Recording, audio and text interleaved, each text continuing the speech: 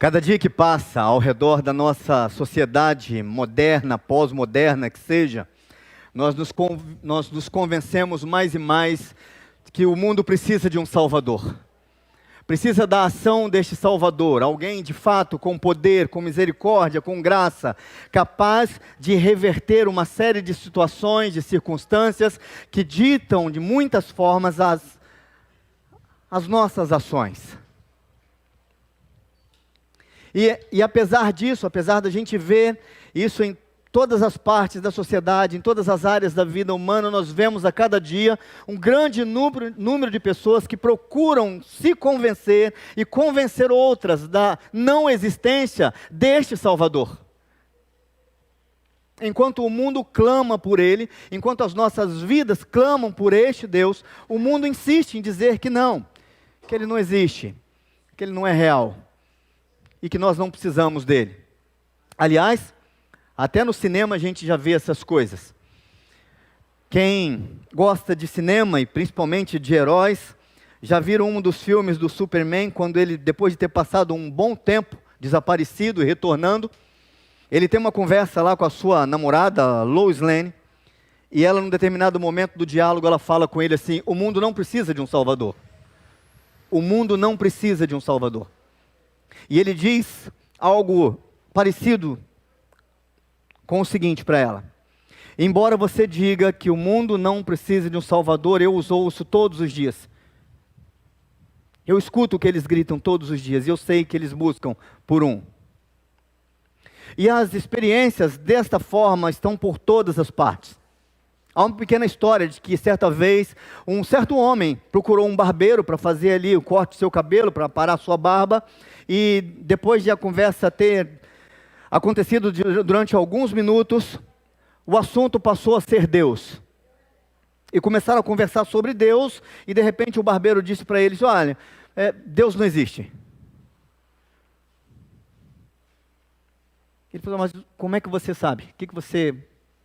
Como chegou a essa conclusão? E ele diz: basta a gente sair na porta, andar pelas ruas, e a gente vai ter a exata certeza de que Deus não existe.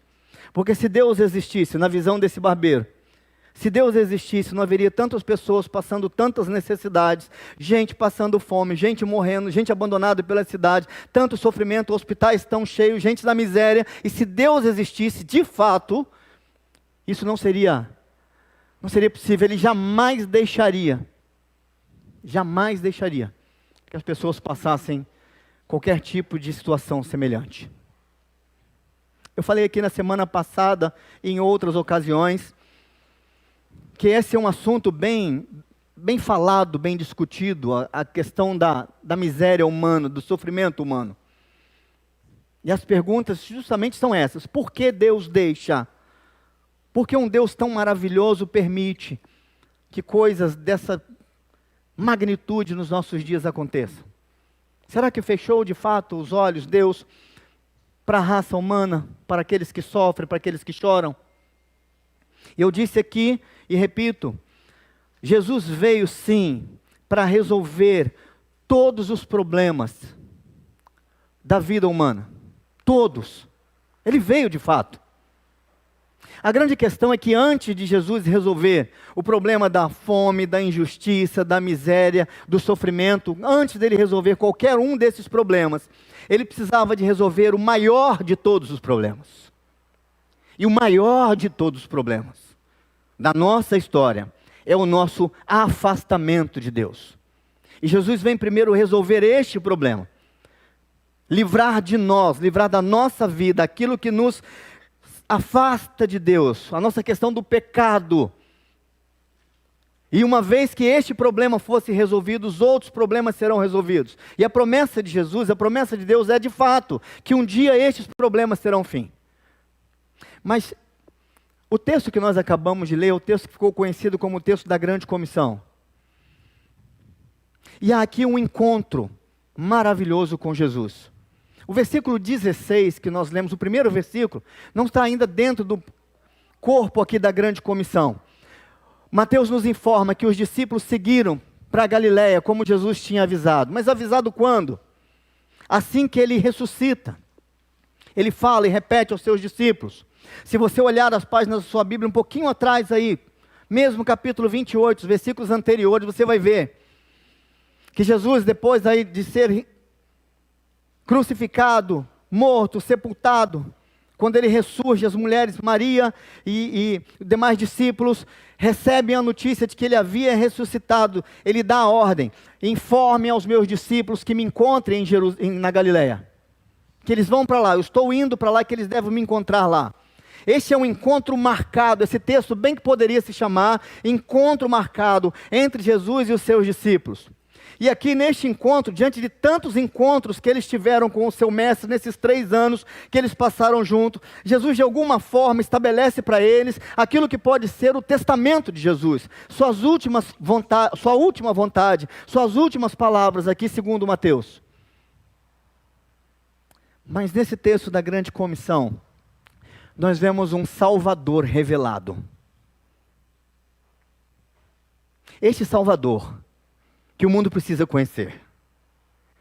Este Salvador maravilhoso que nós ouvimos aqui sobre essa canção agora. E essa grande comissão também, acabamos de cantar algo aqui maravilhoso. Quando nós cantamos o Cântico da Família, tem uma estrofe da canção que diz que os nossos filhos vão perfumar, onde? Todas as nações. E este perfume só pode ser o perfume, o bom perfume de Cristo. Aqui nós temos então um Salvador revelado. O Salvador que nós conhecemos e que nós precisamos continuar falando sobre ele. E eu quero mostrar para vocês em que parte ele é revelado, de que maneira que ele é revelado aqui neste texto. Bom, primeiro, é um Salvador que está sendo revelado aqui cheio de poder, cheio de autoridade, com autonomia para escolher, para fazer o que quer, autonomia para decidir. É isso que Jesus diz, é isso que significa o que Jesus fala, que toda autoridade me foi dada.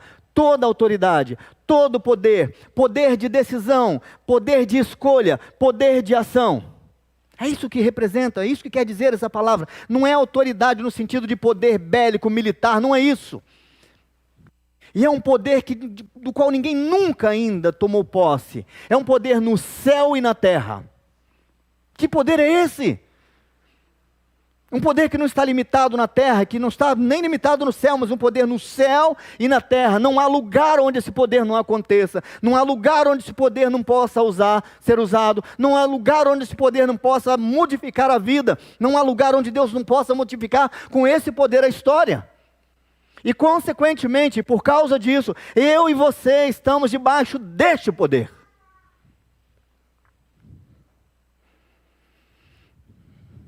Não há miséria na terra. Não há sofrimento na terra que Deus não possa resolver. E não há sofrimento na terra que os céus não o queiram resolver. É um Salvador revelado com todo o poder, toda a autoridade, em ambas direções, ou dimensões, céu e terra. E é esse evangelho que está sendo compartilhado desde então. Compartilhado com pessoas terrenas, gente com problemas, gente com enfermidades, gente enfrentando tristezas nessa vida há tanto tempo, gente perdida no meio do caminho, gente perdida e abandonada ao longo do caminho. Quando a gente para pensar naquilo que Jesus fala que ele era, sendo o caminho, a verdade e a vida, perceba que são 3 coisas fundamentais na vida humana, são coisas fundamentais para a espiritualidade humana, para a espiritualidade cristã. As pessoas se sentem perdidas nesses dias, precisam de caminho certo. As pessoas estão perdidas em todas as áreas que a gente possa pensar. Estamos perdidos no meio da política. Estamos perdidos no meio de uma sociedade que não sabe para onde vai. Estamos perdidos no meio de uma sociedade que enfrenta uma guerra que está acontecendo do outro lado do mundo. E a gente se pergunta, o que está acontecendo? Onde esse negócio vai parar? A gente vê famílias perdidas há muito tempo já, sem saber como educar os seus filhos. A gente vê a igreja perdida tantas vezes, sem saber, se matando, tentando de todo tipo de esforço para manter a sua membresia, para tentar conquistar mais pessoas, para tentar fazer de alguma forma que o evangelho pregado possa fazer sentido num mundo perdido. Essas pessoas precisam de caminho. Jesus é o caminho. Nós vivemos num mundo de mentiras, de fake news, de cancelamentos virtuais e sociais, mentira em cima de mentira. Pessoas se apresentam de um dia para o outro como heróis, e essa é uma marca da nossa sociedade. Os heróis nascem de um dia para o outro, assim como eles morrem também, de um dia para o outro. Mas os heróis nascem de um dia para o outro, nessa sociedade cibernética que nós vivemos. Mas essa verdade que não é verdade de Deus, não é verdade de Cristo, ela não se firma, não se sustenta. Jesus disse: eu sou a verdade. Não a verdade que carece de testemunhas.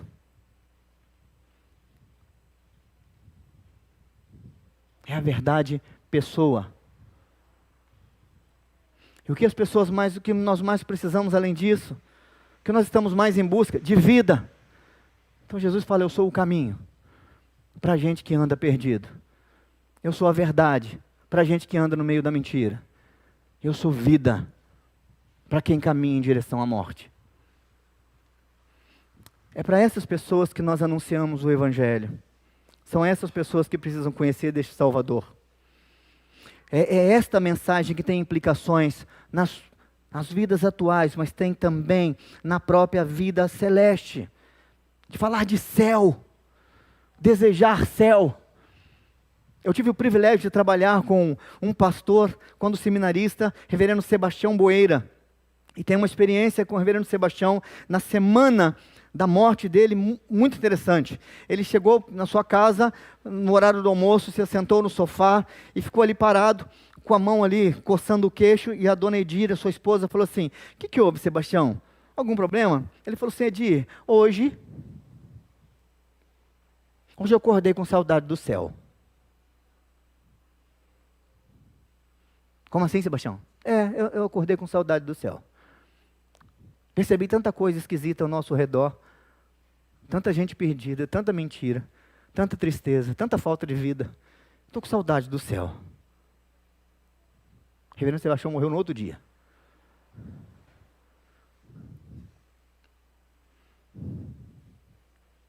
As nossas vidas, elas estão muito presas a tudo isso aqui. A gente não consegue imaginar as belezas do céu e nem desejar o céu. O céu para nós voltou a ser assunto de teologia, de doutrina enraizada a tal ponto que a gente não consegue transformar isso em algo prático. Nós precisamos anunciar um Salvador que tem poder para salvar. Esse é o nosso Salvador. Toda autoridade me foi dada no céu e na terra. Mas a grande comissão nos revela também um Salvador que deve ser anunciado a todas as pessoas. Mas como assim? Jesus fala: ide, fazei discípulos de todas as nações. E que tarefa imensa é essa? Que tarefa imensa. E perceba uma coisa, o texto está escrito da seguinte forma: idem, fazei discípulos de todas as nações, batizando em nome do Pai, do Filho e do Espírito Santo, ensinando-os a guardar todas as coisas que vos tenho ordenado. Para que o instantinho, porque esse é o versículo principal talvez desse texto aqui, e existe uma sequência muito interessante. A primeira palavra que indica algo bacana da gente ouvir e entender é: o ide não é uma ordem específica para acontecer aqui e agora no tempo. É uma ordem que precisa acontecer e uma ação que precisa acontecer o tempo inteiro. Quem traduziu esse texto deveria ter traduzido, eu não sei como é que ninguém fez isso ainda hoje, mas deveria ser traduzido como indo, fazei discípulos, enquanto vocês estão pelo caminho. Fazer discípulos, segundo as ordens de Jesus, não é um programa de igreja, onde a gente para fazer discípulos. Ou seja, essa ideia de fazer discípulos indo, é em todo lugar. E o grande mistério disso aqui é porque a ordem que vem é fazer discípulos. E fazer discípulos é fazer imitadores. É fazer gente que imita, gente que reproduz as ações em todas as nações. E aí sim, Mateus vai nos dizer que Jesus deixa a maneira como fazer isso. Agora, o mais interessante é que a última palavra é guardar. Ou seja, guardando todas as coisas que vos tenho ordenado. Nós cometemos ao longo de muitos anos na igreja um grande erro. Nós partimos do seguinte princípio: vamos ensinar as pessoas a guardar o que fazer e o que não fazer. Nós começamos pelas ordens, nós começamos pelas regras, nós começamos por aquilo que pode, por aquilo que não pode. E há algum tempo atrás isso fazia muito sentido. Quando os pais davam ordem, os filhos queriam obedecer, tinham mais facilidade para obedecer. Hoje, ordem dada só é ordem cumprida em televisão, em cinema. Toda ordem hoje, toda regra, toda lei é passível de dúvida, de ser questionada.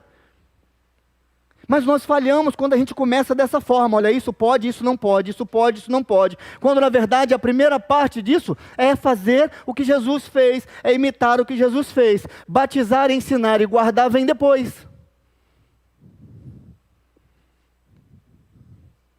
Parece muito lógico, mas é uma tarefa imensa. Porque só dá para fazer imitador quem é imitador.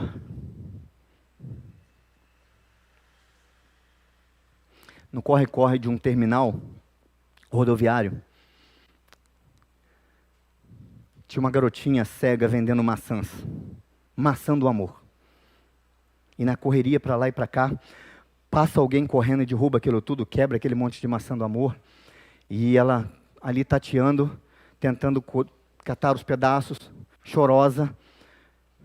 Passa um homem, que viu aquela situação, abaixou e começou a ajudá-la. Você, deixa eu te ajudar. Eu te ajudo, calma. E ela falou assim: a minha mãe vai ficar muito triste com isso. Muito triste. Ele falou: fica tranquilo. As maçãs que quebraram aqui, eu vou pagar. Tá bom? Fica tranquila. Ele acabou de ajudar. Ela ficou um pouquinho mais calma. No final ela disse assim: você é Jesus? Você é Jesus?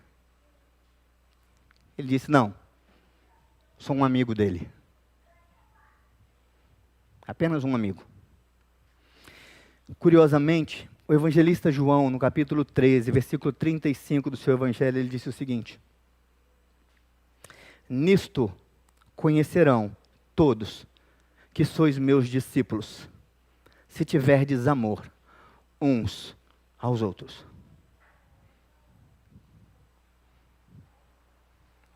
A gente poderia fazer uma pergunta de escola dominical, de gincana bíblica.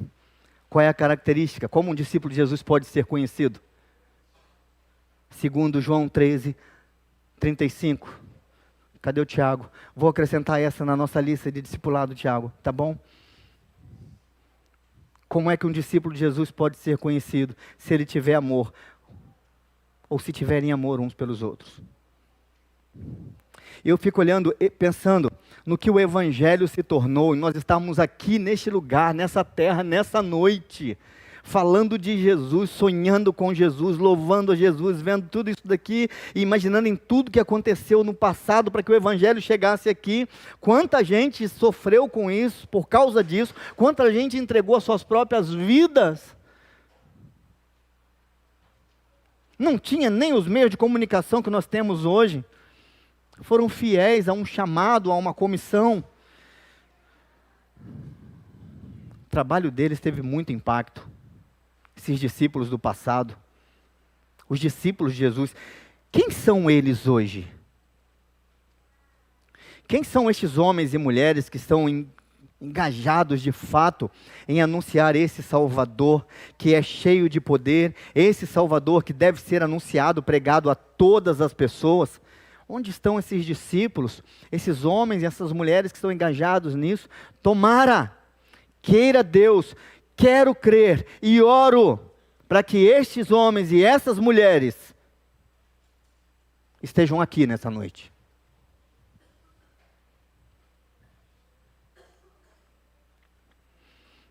Quero ler alguns textos com vocês.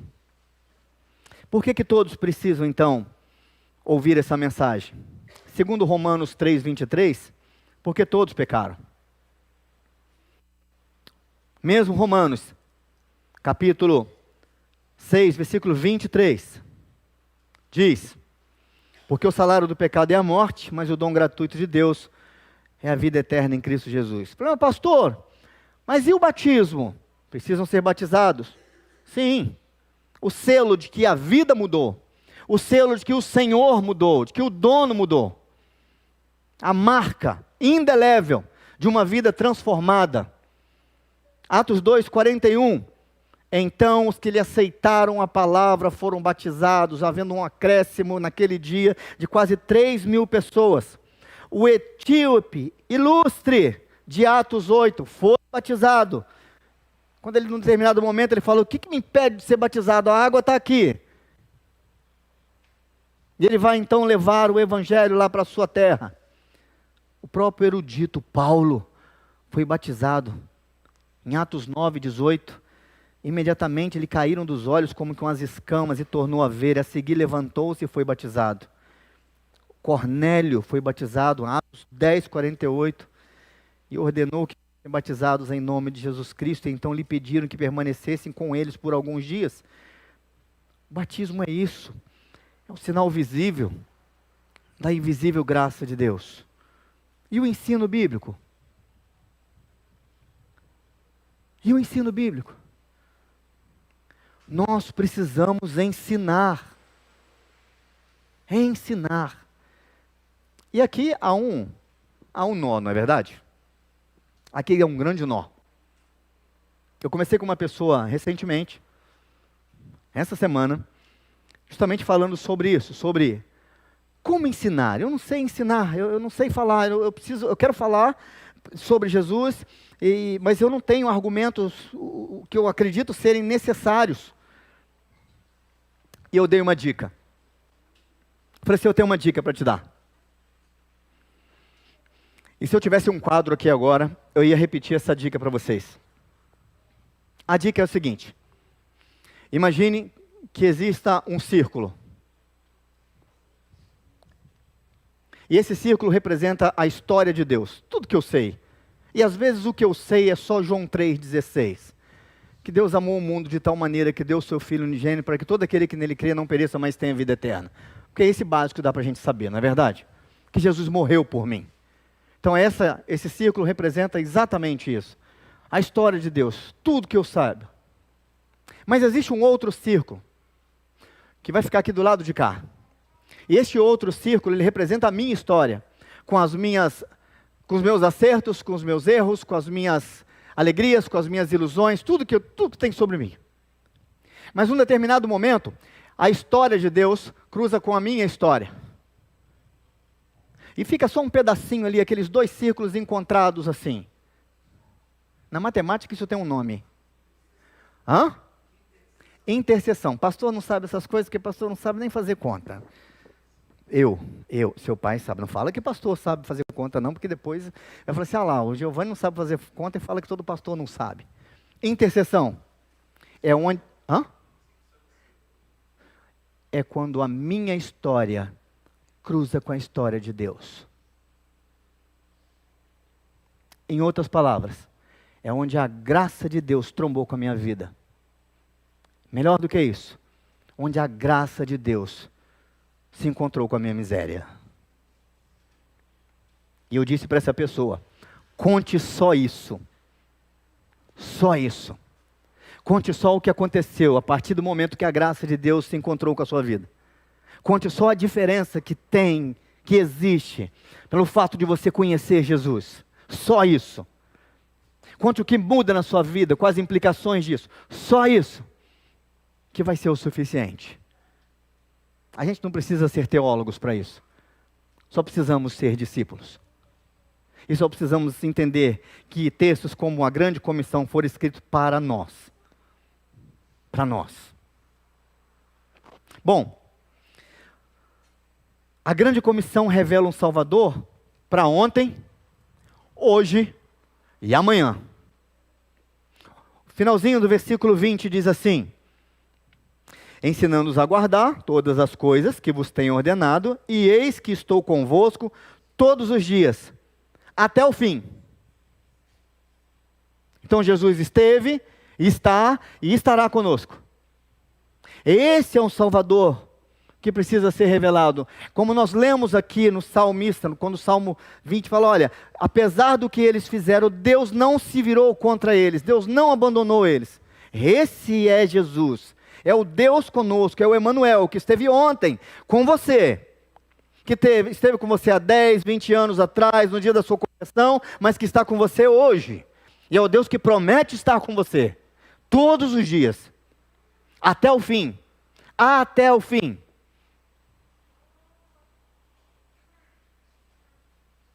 Até o fim. Quando Deus trouxe Jesus a este mundo, Deus preparou o mundo ideal para isso. Diante de uma série de encontros e desencontros, de guerras, de reinos que crescem, reinos que somem, reinos que entram em guerra, um povo afastado, cada vez mais afastado de Deus, voltando do exílio, e naquela mesma época de Neemias, nós vemos Malaquias escrevendo sua profecia, Malaquias dizendo, olha, vocês abandonaram Deus, os sacerdotes tinham abandonado Deus, vocês estão roubando de Deus. E imagino que se eles chegam neste lugar, dali para pior, imagino dali, a partir daquilo ali, são 400 anos de silêncio. Deus não manda a sua palavra, Deus não fala através dos profetas, Deus não fala mais. O mundo é um caos. E Jesus precisa intervir nisso, é o Salvador, cheio de poder, que vem para todas as nações, para que seja anunciado por todas as nações. O Deus que veio ontem, que está hoje e que continua conosco.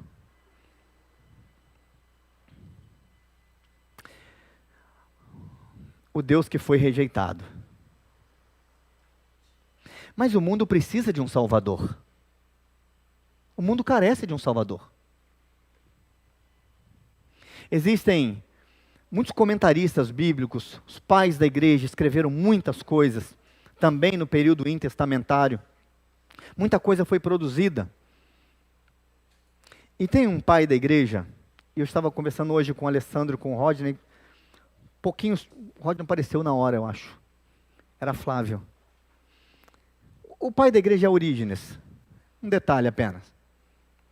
E o Orígenes disse o seguinte, em um dos seus escritos, ele disse que o nome de Barrabás era Jesus Barrabás.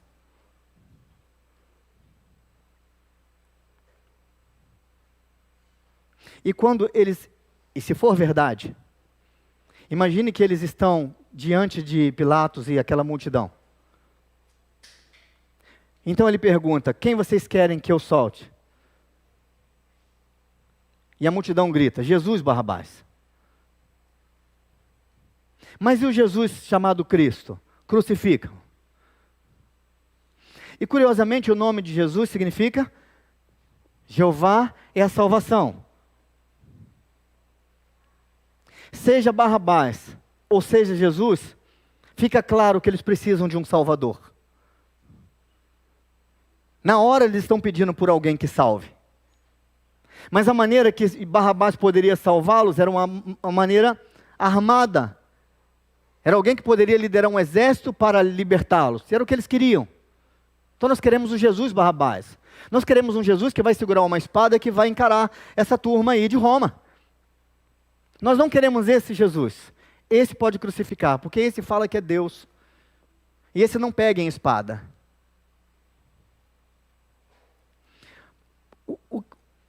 O mais bacana disso tudo é que fica claro a sede, a necessidade de um Salvador. E ele estava ali, ao alcance deles, estando com eles todos os dias, desfrutando, para que eles pudessem desfrutar daquela presença ali real de Jesus. E eles perderam, a maioria deles perderam essa oportunidade. Nesse texto anterior aqui ao texto da grande comissão, O versículo 17 diz ainda, olha só. Quando o viram, o adoraram, mas alguns duvidaram.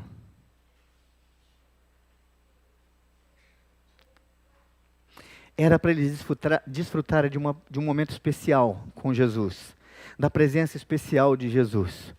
Alguns adoraram e alguns duvidaram. Ou seja, alguns de fato adoraram e alguns perderam de fato momentos preciosos. Queridos, irmãos e irmãs, a Santa Ceia é um momento especial. João Calvino dizia que a presença de Jesus é real aqui, participando com a gente dessa mesa, como se ele estivesse aqui se assentando conosco ao redor dela.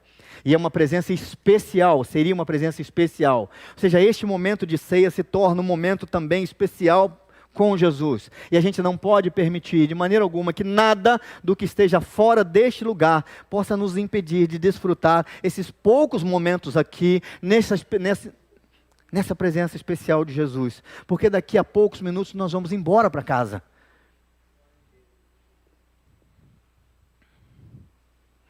Eu preciso terminar a história do início. Depois que o cliente ouviu o barbeiro, e nas suas declarações que realmente não havia Deus, não existia Deus, ele não quis discutir, não quis criar polêmica com o barbeiro, e ele resolveu sair, foi embora. E quando ele estava lá fora, ele viu um mendigo, cabeludo, barbudo, e ele não aguentou, voltou. E ele chegou lá na barbearia e falou assim, deixa eu te falar uma coisa,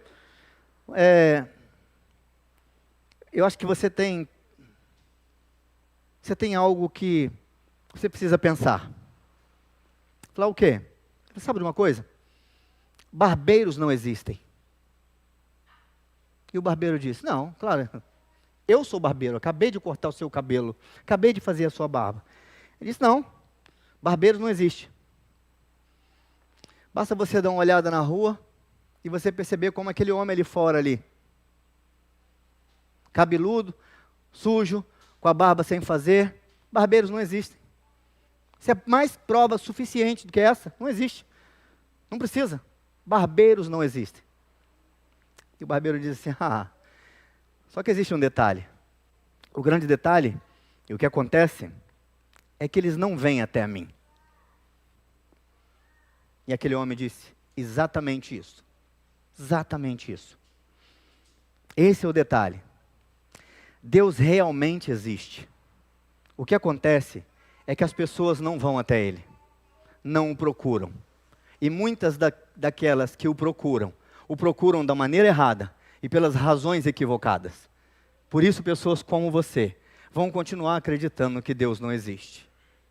Queridos irmãos e irmãs, este mundo que precisa de um Salvador, precisa conhecer de gente como eu e como você, que conhecem de fato Jesus, que são de fato discípulos de Jesus, e que vão sair daqui para anunciar esse Jesus, para dizer para as pessoas que existe de fato um Salvador, e mesmo que elas não deem conta disso, não se deem conta que esse Salvador existe, existe uma outra coisa que elas não sabem, que elas precisam dele. Elas precisam dele.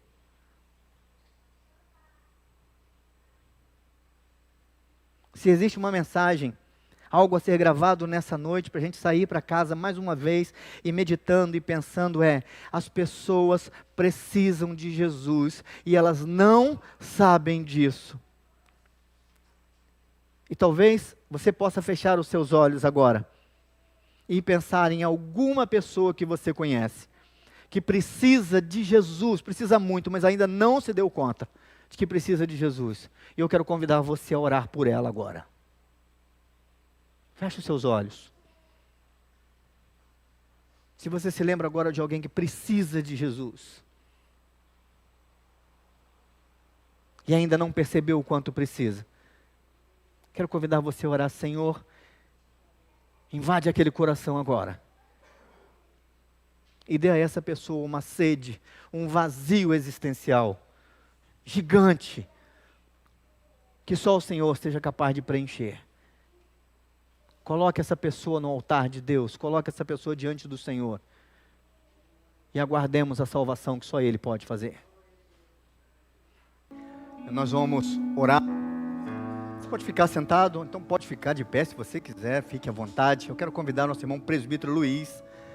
Por favor, Luiz, vem aqui para o senhor orar por nós, nesse instante.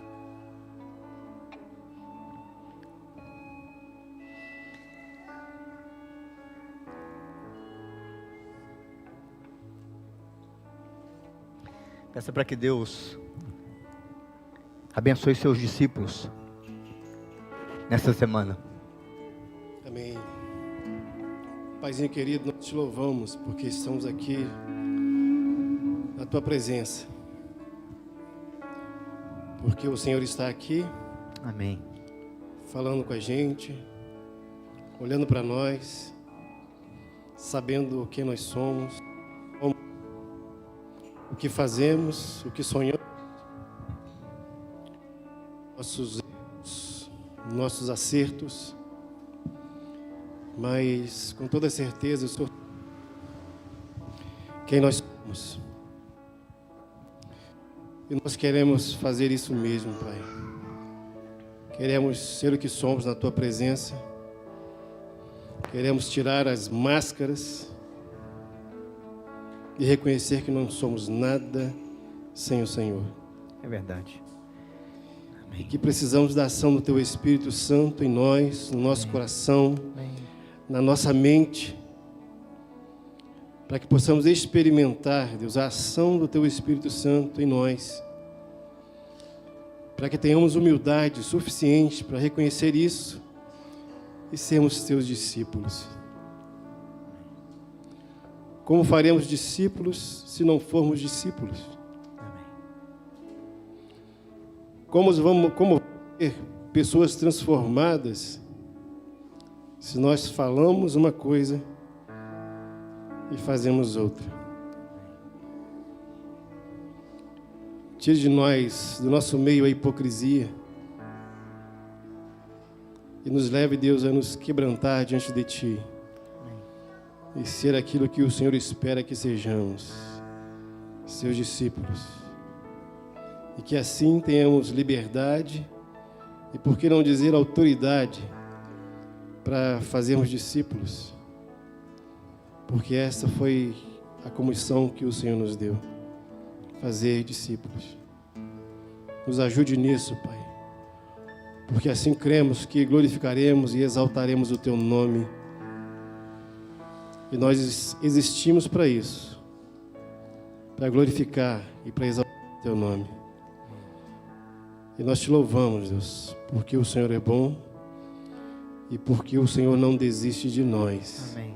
Por isso estamos aqui. Verdade. E Te louvamos por isso. Amém. Amém. Que o Senhor te abençoe e te guarde. Que o Senhor faça resplandecer o seu rosto sobre ti e tenha misericórdia de ti. Que o Senhor sobre ti levante o seu rosto e te dê a paz. E que a graça do nosso Senhor e Salvador Jesus Cristo, que o amor de Deus o Pai, que a eterna comunhão, que a consolação e que o poder do Espírito Santo esteja sobre a sua vida, hoje e para todos sempre. Amém e amém. Deus te abençoe. Tenha uma semana abençoada em nome de Jesus. A Ele toda a honra e toda a glória.